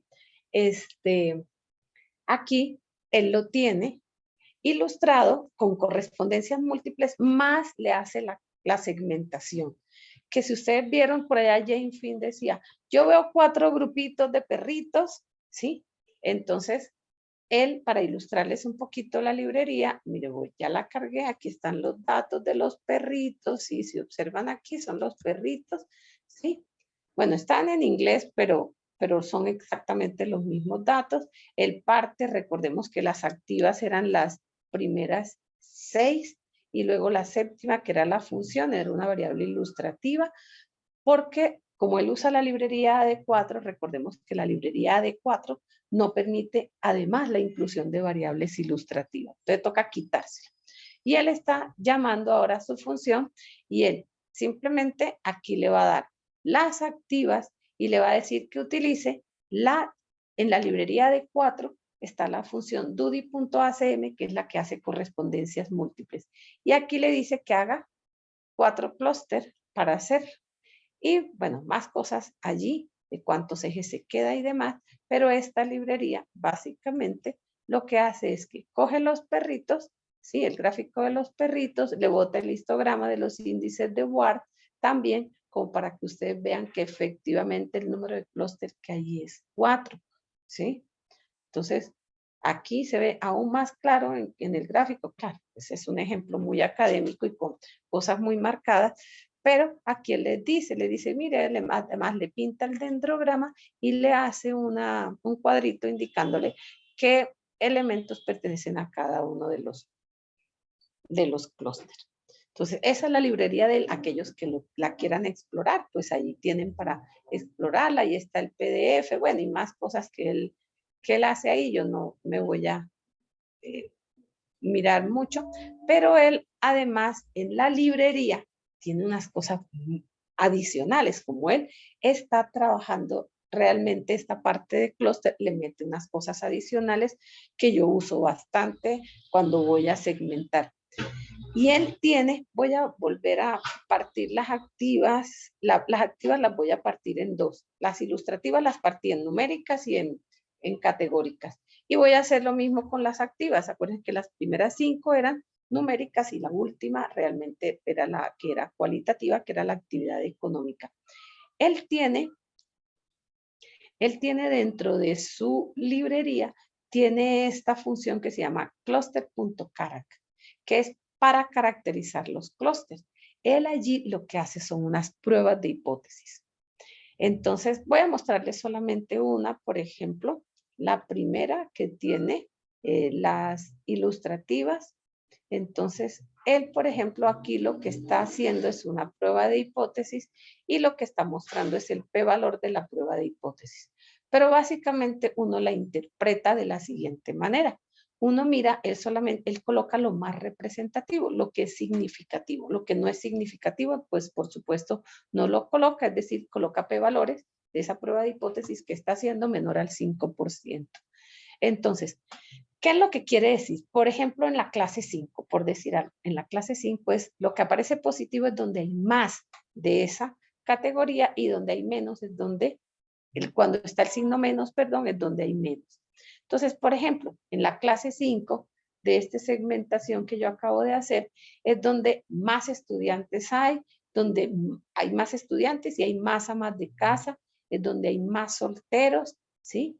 Mientras que es donde hay menos empleados, donde la gente tiene menos casa propia, ¿sí? Y así están para cada una de los segmentos. Aquí, por ejemplo, es donde hay más pensionados, este INEF de infinito, o sea, supremamente grande, y así sucesivamente, pues está diciendo que es donde hay más y donde hay menos.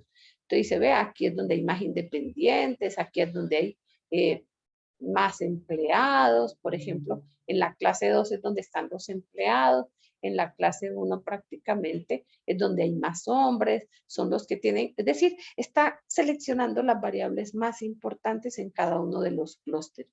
Aquí, por ejemplo, para las ilustrativas, esas eran las categóricas, pero aquí están las numéricas. Entonces, por ejemplo, el pinta, ¿sí? Ah, miren, la clase 1 es donde más personas a cargos tienen y por donde más hijos y más personas a cargos tienen, es donde están las personas de mayor edad.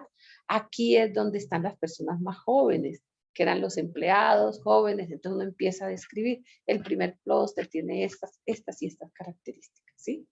Y esto es lo que es hacer un proceso de segmentación. Aquí pues les ilustré todo el algoritmo y la caracterización de las clases, ¿sí? Ahí tienen, pues yo les mandé bastante material, les mandé incluso 2 archivos donde ambos son del profesor Campo Elías Pardo, donde pues les hace un resumen un poquito más ampliado de esto que les estoy yo mencionando aquí en el día de hoy, pues por cuestión de tiempo pues no alcanzamos a profundizarlas, pero ahí tienen el material para los que quieran pues profundizar al igual que en las otras técnicas. Y por último, para cerrar este curso, voy a mostrarles por último, ¿sí? Ya en esta 20 minutos más o menos que me hacen falta, les voy a presentar una última técnica factorial. ¿Por qué? Porque es una técnica bien bonita, que además se los prometí desde el primer día de las sesiones, que es el análisis discriminante. Para cerrar un poquito las técnicas de segmentación, esta no es la única técnica de segmentaciones que existen. Yo les estoy presentando las técnicas de las entrañas estadísticas, ¿sí? Pueden encontrar allí en uno de los archivos que les envié del profesor Campo Elías Pardo, él les menciona otra técnica muy utilizada que son los árboles de clasificación, ¿sí? Y pues él les habla más o menos cómo se construye un árbol de clasificación. En R pueden encontrar muchas librerías que hacen árboles de clasificación. Yo utilizo la C50 que hace árboles de clasificación. Él no les menciona las redes neuronales, pero también se pueden usar para hacer este proceso de segmentación y muchas otras técnicas de segmentación que existen, ¿sí? Que pueden ser utilizadas. Esta, como les digo, es la que sale de la estadística, la que nace en la estadística propiamente dicha y que los estadísticos van a, por lo general, utilizar. Como les decía, vamos a mirar la última técnica, discriminante. Esta técnica discriminante es una técnica clasificatoria, ¿sí? Es una técnica, ayer hablamos la diferencia entre clasificar y segmentar, esta es una técnica clasificatoria, es una técnica factorial, pero al mismo tiempo es una técnica predictiva, ¿sí? Entonces, ¿de qué trata esta técnica factorial? Que ya pues en poco tiempo la presentamos y pues hago un ejemplo con ella y con esto pues daría por cerrado este curso multivariadas para el análisis de datos. Entonces, el análisis discriminante es una técnica que está colocada entre muchas técnicas clasificatorias. ¿Por qué? Porque ella ya tiene una variable que clasifica, tiene una variable categórica que ya me dice los grupos, ¿sí? A partir de un conjunto de variables, esta es la variable Y, digámoslo así, es una variable categórica, ¿sí? Y me permite ver, predecir, ¿sí? Porque es una técnica híbrida, es predictiva y es descriptiva al mismo tiempo, aunque es más utilizada como técnica predictiva. Pero quería llamar la atención de que es una técnica, a pesar de que es predictiva, es una técnica factorial, ¿sí? Por dentro está usándose el mismo concepto del análisis factorial general de Levart, ¿sí? Algunos lo presentan como análisis discriminante, pero realmente ella es una técnica factorial discriminante. Lo que pasa es que es predictiva. Entonces, me va a permitir predecir esta Y, que es una variable categórica, versus un conjunto de variables explicativas que deben ser cuantitativas. Si hay cualitativas, como dice aquí, se puede hacer un análisis discriminante con variables cualitativas, sí, siempre y cuando no se pierde la calidad bueno del ajuste. Entonces, la técnica, ¿qué es lo que hace? La técnica, voy a mirar un poquito, me voy a volar un poquito. Esta parte es jugar nuevamente con las variabilidades entre grupos e intragrupos. Eso es lo mismo. Eso es exactamente lo mismo que hacen las técnicas de segmentación. Juegan con las variabilidades o con las varianzas intragrupos e intragrupos. Porque como la técnica lo que va a hacer, lo que va a buscar la técnica es buscar un conjunto de funciones discriminales lineales para poder discriminar los grupos. Es decir, que si yo solamente esta variable Y tiene dos categorías, categoría A y categoría B, ¿sí? Solamente, pues yo lo que voy a buscar es una línea recta que sea capaz de separarme los dos grupos. Esta es lo que va a hacer la técnica discriminante. Va a buscar, cuando tiene dos grupos, va a buscar una línea recta. Cuando hay tres grupos, va a buscar dos líneas que sean capaces de separarle los grupos, ¿sí? O sea que ¿cuántas funciones lineales discriminantes voy a tener? Voy a tener, si tengo K categorías, voy a buscar el número de funciones discriminantes, van a ser K-1. Si algunos aquí han trabajado más técnicas estadísticas, esta es una técnica que le compite a la regresión logística, ¿sí? Bueno, cuando hay dos categorías, ¿sí? Pero es una técnica muy parecida a la regresión logística, pues solo que va a buscar la recta de regresión, porque en la regresión logística yo también busco una recta de regresión, la busco de diferente manera, ya basado en la distribución binomial y demás. Esta realmente lo busca basado en que estos datos que están aquí, por eso le pide, como la presentó Fisher, esta técnica discriminante, él la presentó que estas variables que estaban aquí tenían que tener distribución normal multivariada, porque como ya son técnicas predictivas, pues ya necesitan una distribución de probabilidad.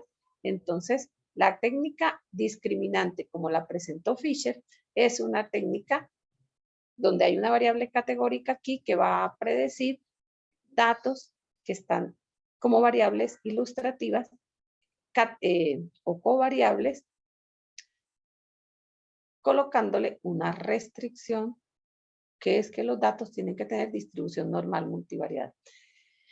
Pero pues se pueden usar con variables cualitativas también. Claro que hay que hacer la transformación a variables cuantitativas para que la técnica funcione, eso sí, sí. ¿Y cómo creen que se pasan las cualitativas a cuantitativas? Con análisis de correspondencias múltiples, ¿sí? En el libro de Luzmar y Pinzón van a encontrar un ejemplo que está de riesgo de crédito, que sabemos que la regresión logística se utiliza en una aplicación riesgo de crédito, es de las técnicas más apetecidas en riesgo de crédito, y ella presenta el análisis discriminante con variables cualitativas pasando por una correspondencias múltiples y pues hace toda la parte de ese riesgo de crédito para formar scoring crediticios. Los que quieran verlo, ahí está en el libro de Luzmar y Pinzón. Entonces, lo que busca es una recta discriminante. Aquí están las fórmulas nuevamente. Bueno, para que sean varianzas, falta que esto se pese, pero básicamente esto podríamos llamar la variabilidad, lo que habíamos explicado anteriormente. Entonces, la técnica lo que va a buscar son esas funciones lineales discriminantes que van a ser como una recta de regresión, combinaciones lineales de las variables del modelo, jugando con el mismo concepto anterior, que tengan la máxima variabilidad entre los grupos y la mínima variabilidad intragrupo. La expresión matemática es la expresión de una línea de regresión común y corriente, ¿cierto? ¿Sí? Una línea, una función discriminante que sea combinación de las variables que están allí explicativas. Ahora, cuando uno al final, los que pues vieron un curso de regresión logística o de regresión común y corriente, uno al final, básicamente en regresión logística, para mirar el ajuste del modelo, ¿uno qué hace? Pues uno tiene que mirar, una cosa es lo que yo dije aquí, que este pertenecía al grupo A, este al B, este al A, este al B. Esto es lo que yo observé, ¿cierto? Lo que yo observé, pero esto es lo que me va a decir el modelo. Entonces, el modelo puede que me vaya a predecir que efectivamente el individuo 1 pertenecía al grupo A y él me va a decir que es A. Pero aquí se puede escachar. Yo observé que él pertenecía al grupo B y el método, como es un método predictivo, me va a decir que perteneces a otro grupo. Entonces, esta asignación, ¿cómo hace para mirar a cuál asigna el modelo? Para asignar el modelo, lo que se utiliza es el teorema de Bayes. Va a asignar cada elemento a posteriori, porque realmente pues lo que estoy haciendo es una asignación después de que yo ajuste el modelo, estoy haciendo una asignación a posteriori. Y esta es calcularle la probabilidad de que pertenezca al grupo, a cualquiera de los dos. Pues si son dos, que pertenezca al grupo 1 o al grupo 2. Pero como esta técnica se puede utilizar cuando la variable Y tiene distintas categorías, puede tener 5 categorías, 4, 3, qué sé yo. Entonces, pues puedo calcular la probabilidad de que pertenezca al grupo 1, dado el resultado de su función discriminante, que pues no es sino reemplazar las variables X, estos coeficientes pues son hallados en el proceso de obtener la recta y pues calcular, gracias al teorema de Bayes, pues calcular esta probabilidad de que el elemento pertenezca a un grupo dado su función discriminante. Esa, al final, pues hago una tabla, que es lo que uno llama la tabla de confusión. Entonces, al final voy a tener lo que yo vi, lo que yo observé, que pertenecían al grupo A, B, esto es lo observado, versus lo que produce el modelo. Esto es lo que el modelo me dijo. Él se va a escachar en algunos y en algunos le va a acertar. Entonces aquí va a ser una tabla de conteo. En cuántas veces, que es la matriz de confusión, cuántas veces acertó, es decir, estos fueron los verdaderos aciertos. Pero estos son errores. Esto es un error que está cometiendo. Porque yo observé que pertenecía al grupo A y él lo está ubicando como que pertenece al grupo B. Y lo mismo por acá. Yo observé que pertenece al A y cuando él aplicó la regla de Bayes, lo ubicó, yo vi que pertenecía al B, lo ubicó al A. Entonces, esto es lo que se llama, cuando yo miro la tasa de clasificaciones correctas, que es la suma de estos dos elementos divididos sobre los casos totales. Ese porcentaje es lo que él predice bien y se le llama en esta técnica y en regresión logística también y en las redes neuronales lo van a encontrar y en los árboles de clasificación también, porque ellos también sirven, son técnicas clasificatorias también. Y esto es una estimación de la probabilidad de acierto de ese modelo. Aquí, como ya uno va a empezar a mirar algunas cositas adicionales, esto, la verdad es que generalmente, sí, una vez lo hace, a veces no, o la técnica por dentro lo hace. La técnica, como si yo utilizo todos los elementos que yo tengo para construir el modelo se puede sobreestimar, ¿sí? O se puede sesgar. Entonces, uno a veces utiliza son datos para construir el modelo, ¿cierto? Ya estamos en el área de los modelos y datos para probar ese modelo. A veces cogen el 70% para construir el modelo, el 30% para prueba. Se pueden encontrar en la literatura que muchos autores pues van a hacer eso, van a coger esta cantidad de cosas. Y esto pues básicamente es todo lo que tenía preparado para el curso. Lo que me resta es mostrarles un ejemplo en R que está en el libro de Jane Finn, que es el siguiente ejemplo, que es el ¿Dónde está el factorial? Creo que está arriba, en otro, aquí. Entonces voy a mirar este que está en el libro de Jane Finn. En el libro de Jane Finn, ella presenta, ella ilustra esta técnica. Entonces, el objetivo del estudio es el siguiente. Resulta que ella dice que hay 99 individuos que fueron víctimas de un infarto de miocardio, de los cuales 49 fallecieron, y 50 sobrevivieron. A la entrada del hospital a ellos les midieron 7 variables que son de tipo continuo, que fueron la frecuencia cardíaca, el índice cardíaco, el índice sistólico y otras pues variables de tipo cuantitativo. Y luego pues llegaron 2 pacientes al hospital. El objetivo de ese estudio que ella está presentando allí es pronosticar si esas víctimas van a sobrevivir o no van a sobrevivir.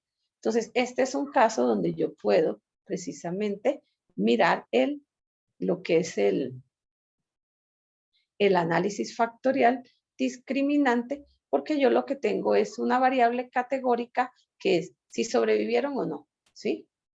Y luego pues tengo las variables X que van a ser mis variables explicativas, que van a ser todas estas variables que son de tipo continuo. Si vamos a ser bien formales, habría que pasarles una prueba de normalidad multivariada para ver si la técnica está funcionando bien. Pero vamos a suponer que ya esa prueba la hicimos. Por ahí hay una prueba de Mardi en R que me prueba si mis datos tienen distribución normal o no. Me voy a volar ese pedazo y voy a hacer tal cual como lo hace Jane Finn en su... Voy a cambiar de directorio porque la verdad es que lo tengo en otra parte. Entonces, metió allí. Bueno, voy a abrir este que se llama infartos, que es el que contiene esto. Necesito una librería, pero esa librería no hay necesidad de instalarla. Esa librería ya está preinstalada. Entonces voy a leer los datos del infarto. Y ahí están los datos que están mencionados. Entonces están los datos indicando 0 si falleció, 1 si sobrevivió. Entonces allí tenemos nuestra variable categórica, que es la última, que es el resultado, y aquí están las distintas variables explicativas. Entonces, voy a coger los primeros 99 como los individuos que ya yo conozco el resultado, porque los últimos yo no lo sé, ¿sí? Los últimos pues son los que ellos están diciendo. Y voy a necesitar esta librería. Esta librería más, que es la que tiene aquí en R, el análisis factorial discriminante, simplemente no hay necesidad de instalarla. Esta es una de las librerías que vienen preinstaladas cuando yo instalo R. Entonces la cargo y luego calculo la instrucción del factorial discriminante, que la manera de llamarla es esta instrucción LDA. Esta función LDA es la que me hace el análisis lineal discriminante. Entonces, aquí está la manera de llamarla, es como un modelo de regresión, como los trabaja R. R trabaja la variable explicativa, la variable, dependiente versus las variables independientes o las covariables, que son todas estas variables que ya mencionamos. Y pues los datos son infarto, y aquí hay algo importante, y es este a priori. Este a priori es para que uno le pueda colocar a la técnica si uno tiene información previa o si le quiere colocar pesos, ¿sí? A las dos categorías. Entonces, cuando uno no tiene información previa, pues uno, igual que como hablábamos en los análisis factoriales, pues uno lo coloca mitad y mitad, o sea, todo igual de manera proporcional.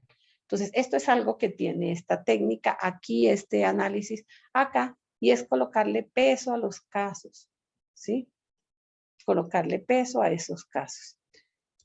Corro la librería, corro la instrucción y al ¿Y qué obtengo? Lo que obtengo es precisamente la función discriminante. ¿Cuántas líneas discriminantes? Pues me va a dar, como tengo la variable y, que es categórica, en este caso el resultado que tiene dos categorías, pues me busca una sola línea discriminante, que es la que permite diferenciar pues los dos grupos, los que me va a empezar a mirar. Y ahora puedo hacer lo que me decía él, que considerara las medidas de los dos nuevos pacientes, que son los individuos que tengo en las filas de la 100 a la 101. Entonces aquí, pues los leo. Aquí es como para que conserve los nombres y no se vaya a equivocar, pues los nombres son los que estaban allá arriba, los vuelvo un data frame y aquí le digo que me haga la predicción de, tomando el modelo discriminante, y que estos nuevos datos, pues son estos datos que son los dos individuos, y quiero ver qué me está pronosticando él. Entonces, él me está pronosticando lo siguiente. Me está pronosticando que el 101, aquí le calcula la probabilidad de que pertenezca al 0 o al 1, o sea, 0 es que fallezcan, 1 que sobrevivan. Entonces me está diciendo que el paciente 100 tiene una probabilidad del 39, casi el 40% de fallecer y que tiene una probabilidad del 60% de sobrevivir. Mientras que el 2, de acuerdo a las variables que yo le medí, tiene una probabilidad de casi el 92% de fallecer y un 8% de probabilidad de sobrevivir. Y me da las funciones, lo que lo obtuvo cuando reemplazó las X en la función discriminante y me dice, mire, estos son los puntajes que obtuvo en cada uno de ellos. Y para terminar, pues voy a mirar la matriz de confusión. Aquí está la matriz de confusión. Bueno, aquí está en la tabla esta, está la matriz, vamos a mostrarla, y ahí está la matriz de confusión. Es decir, ahí eran todos los casos con los que yo trabajé. En este caso, pues la verdad es que no se está partiendo, se están trabajando con todos los datos. En muchas aplicaciones se los van a encontrar partiditos, un porcentaje para construir el modelo y otro para probarlo. Pero bueno, aquí está hecho igual, así como lo hizo Jane Finn, está con todos los datos. Entonces me está diciendo que tiene, a ver, la verdad es que sí, como dice la señorita Janet, existe un análisis discriminante lineal y uno cuadrático. La verdad es que muchas veces uno lo que hace es explorar y uno las técnicas las compite con esta matriz de confusión. Porque que estoy haciendo, que estoy presentando acá, que está amarrado acá a la técnica, es un lineal. O sea, está buscando una línea para separar. Pero uno efectivamente, como ella está diciendo, uno puede tener, es un cuadrático.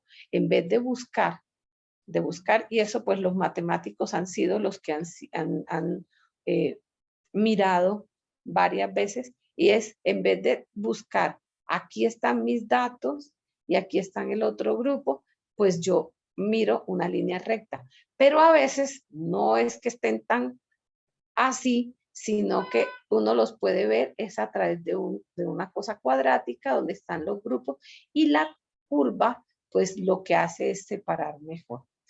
Janet, yo le cuento que nosotros, en el grupo que nosotros tenemos, las técnicas las comparamos, entre otras, porque hay varias maneras de compararla con la matriz de confusión, ¿sí? Básicamente, bueno, con las curvas ROC y con otra cantidad de valores estadísticos.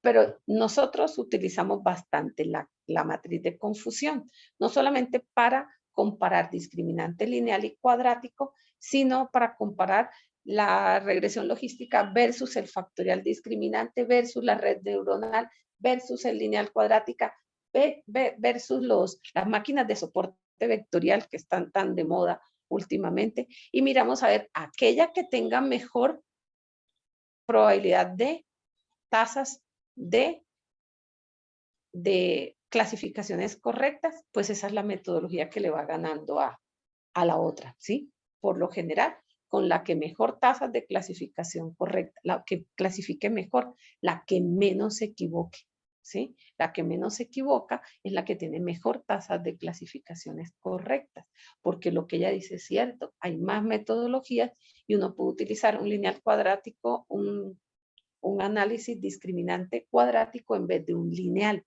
que lo que busca es una curva para separar los dos grupos, ¿sí?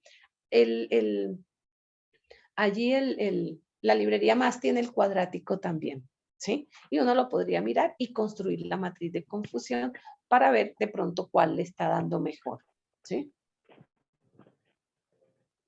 Vamos.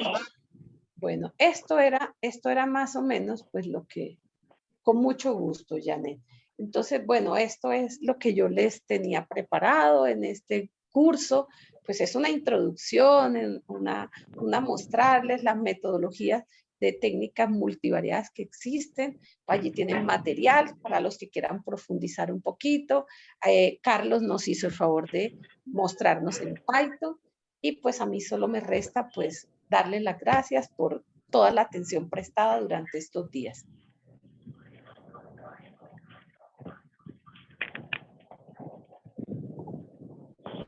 Oh, qué paciencia, muchas gracias a ustedes.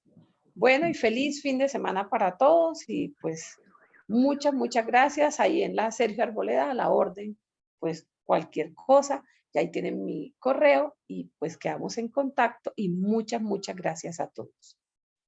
Muchas gracias, Marta. Gracias. Y llegaron al Excelente final curso. Muchas gracias. Al final 5. Muy bien, muchas gracias. Terminamos, sí, muchas gracias. Terminaron 5, muy bien. Sí, excelente. Muchas gracias a todos. Que estén muy bien y hasta luego. Hasta luego, excelente día.